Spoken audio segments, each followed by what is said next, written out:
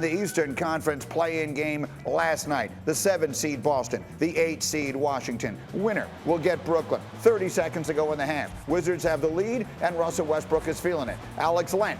No. Russell Westbrook. Yes, he would score 20. Wizards up 2 at the break. But the third quarter would belong to Boston, and it would belong to Jayson Tatum. This is Kemba Walker. That's Tatum knocking it down.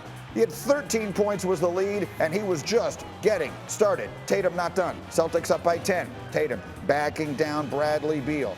Little fadeaway. Jayson Tatum, 23 points in the third quarter. Most in any quarter in any game in his career. To the fourth we go. Celtics up by 10. Tatum going right to the rim. Lays it up and good. The Celtic lead is a dozen. Looking to put it away.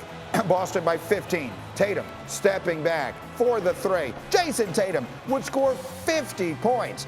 And the Celtics would survive and advance. Russell Westbrook leaving with bumps and bruises. Boston wins, and Tatum was the talk of the town. I don't really get caught up in, those who think I am a superstar and those that don't. What does that really mean? I know that my teammates, I've earned their respect.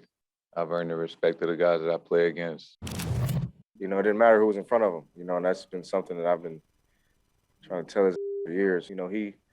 He's a special talent, man. I've been saying this since he was in diapers, so it doesn't surprise me. And so Tatum's performance earning Boston the chance to play the Nets in round one, but be careful what you wish for, because as you see, they were 0 for 3 against the Nets this year, and they lost those games by an average of 15 points. So that does not bode well. Let us bring Tim Legler back into the conversation here. So Tatum goes for the 50. Let me pose the question to you this way. As the Nets get set now for Boston to come in, will there ever be a moment in this series where you and I will be talking and we will be thinking, wow, the Nets might really be in trouble here? Possibly after the first 2 games if Boston can get a split. And I don't think that's out of the question. Jayson Tatum's in this kind of a rhythm. Celtics playing a game now. They're coming in. They're going to be a little bit more probably in a flow. The Nets guys haven't played together a ton. It wouldn't shock me if the Nets got off to a slow start in this series. But at the end of the day, I think Boston probably wins 1 game, maybe 2, Greeny, but I think most likely it is a 5-game series. I just don't know how you can get enough supplemental scoring out of Boston's other guys. Jayson Tatum can be sensational, but he's got to be sensational every night. He's got to be the best player on the floor for them to win a game. And that's just asking a lot when you're talking about the firepower on the other side. Kemba Walker's been on a roll. He's playing great. He was great again last night. You're going to have to get that every night out of him as well, because you're missing Jaylen Brown. And when you look at the rest of that roster, 56 shots out of those 2 guys last night, 40 for the rest of the roster. I just don't see how they're going to be able to play that efficiently against the Nets to really make this a series where you're getting into like game 5 and 6 where the series is still in doubt. I don't see that happening. As great as Tatum is, I think the Nets are going to play him better, certainly than Washington did, not put him on the line 17 times. If you put any great scorer on the line that often, he's going to get into a rhythm. You're going to have a very difficult time winning. I don't see the Nets doing that.